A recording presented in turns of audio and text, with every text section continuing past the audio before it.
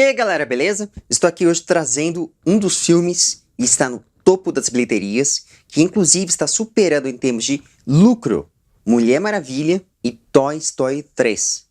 O filme Pantera Negra, então roda a vinheta.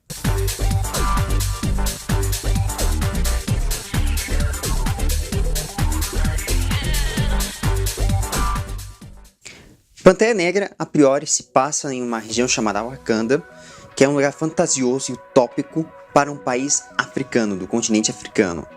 Que a gente sabe que, na realidade, os países são subdesenvolvidos e no filme é retratado de outra maneira, que é um país desenvolvido pelas riquezas, principalmente pelo vibranium, que neste país supostamente existe. E temos como história base dessa trama dois personagens. O T'Challa, que é o herdeiro do trono do antigo rei que morreu num incidente terrorista, e Killmonger, que é o filho do irmão do herdeiro de Wakanda. E nesse filme nós temos uma coisa interessante com a abordagem desses personagens, que é as dicotomias de realidade e o desafio de lidar com o mundo em termos de se globalizar sem perder as tradições e as riquezas de forma abrupta ou de forma indecente. E principalmente lidar com o dever e com o coração. Coisa que é típica, inclusive, de alguns filmes da Disney, como Mulan. O exemplo foi que aconteceu entre a Guardiã das Capitães do Reino e a amiga do T'Challa, que foi a peça mais importante que deu a reviravolta na trama. Com essa breve introdução, eu vou falar o compositor aqui, Ludwig Göransson, ou Ludovin. Esse compositor é o mesmo que fez o Creed, Nascidos para Lutar, e Marley e Eu. Só um detalhe: Creed, Nascidos para Lutar, é do mesmo diretor, Ryan Coogler. Esse diretor, por incrível que pareça, ele quebrou os paradigmas que nós temos visto nos últimos filmes da Marvel, como Guardiões da Galáxia e Thor Ragnarok, que teve aquele excesso de piadas, aquela coisa muito forçada, né? Que eu achei muito... que eu senti um pouco demais, um pouco exagerado demais, em termos de você fazer comédia. E nesse caso, ele colocou um filme mesmo de ação e drama, porque relatou os dois pontos da moeda. Só que tem uma coisa que é interessante nós citarmos pelo filme como um todo, antes de poder entrar em mais detalhes a respeito da trilha. O Ryan Coogler tem como característica isso, de explorar bem as realidades mais humanas, de trabalhar bem os pontos mais sérios da coisa que acontecem na vida real. Tanto que a trilha sonora que o Ludovin criou foi fantástica, foi perfeita, porque foi uma fusão entre a cultura africana tradicional e o modernismo, os elementos de cordas, elementos tradicionais da orquestra, das grandes big bands. E veja só um detalhe interessante, né? A trilha sonora, ela me fez viajar por todo o continente africano, me fez eu viajar para um universo totalmente diferente da realidade.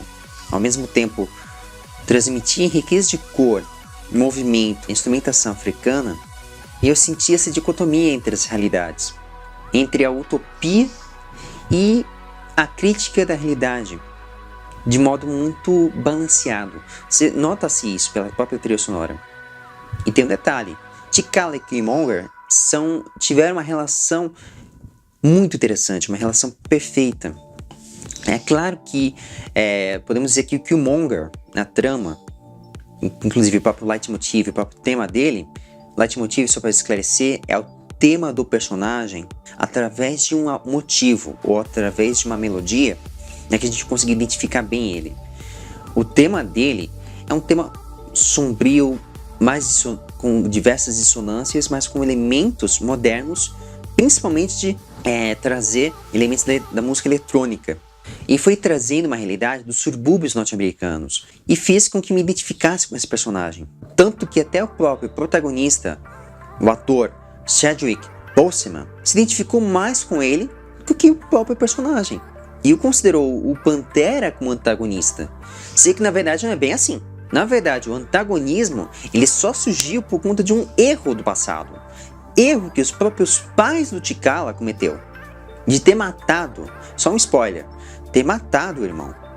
Né? Tanto que esse personagem, o Killmonger, ele foi criado com ideologias erradas, ideologias demagogas, que acreditavam ser o melhor para se resolver e construir o mundo através da destruição do caos. Em meio a mudanças, por exemplo, a mudanças eleitorais, como esse ano é o ano eleitoral aqui no Brasil, há mudanças de reino, transferência de poder, que gera-se uma certa instabilidade política e econômica no país. E esse personagem ele foi treinado para se tornar isso, para ser um agente do caos. É mais uma vítima de uma sociedade hipócrita, de pensamentos errôneos que só levaram ao caos. E veja só,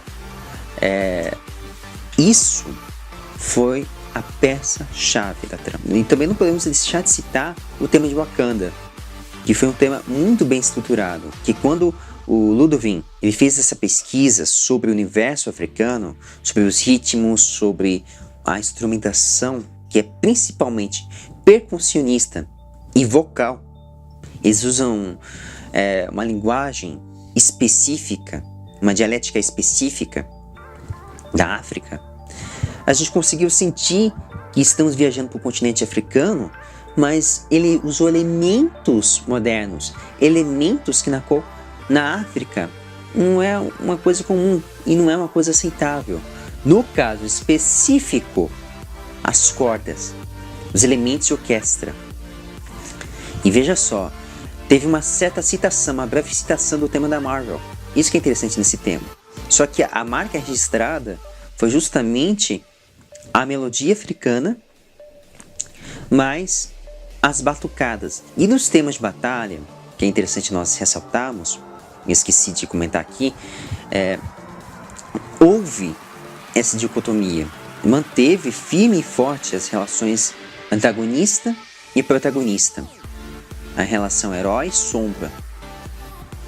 Sendo que, na verdade, você vê como que o filme propõe isso, propõe uma questão ideológica, uma quebra de paradigma e uma crítica social. Portanto, do projeto como um todo, eu dou 4 estrelas por conta dessas questões, com exceção de um ponto que eu levo negativo desse filme, que em termos de identificação, eu achei que o Killmonger foi mais bem explorado que o próprio Pantera Negra, que o próprio T'Challa. Porque relatou a infância, do porquê o Killmonger se tornou o monstro que é hoje. E ao mesmo tempo, do porquê se tornou tão patético. E a galera se identificou, tanto que roubou mais a cena.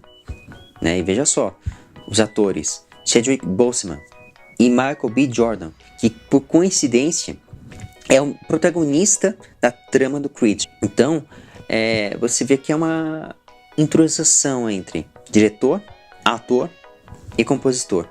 E quando isso acontece, acontece isso.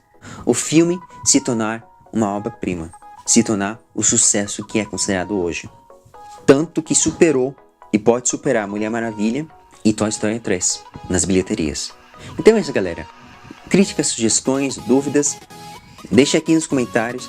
Dê aquele like se você gostou mesmo do vídeo, para poder fazer esse canal crescer. Beleza? Um forte abraço e até lá. Se gostaram, galera, não deixe de curtir, compartilhar, se inscreva no meu canal que me ajuda a crescer. Beleza? Um forte abraço e até lá.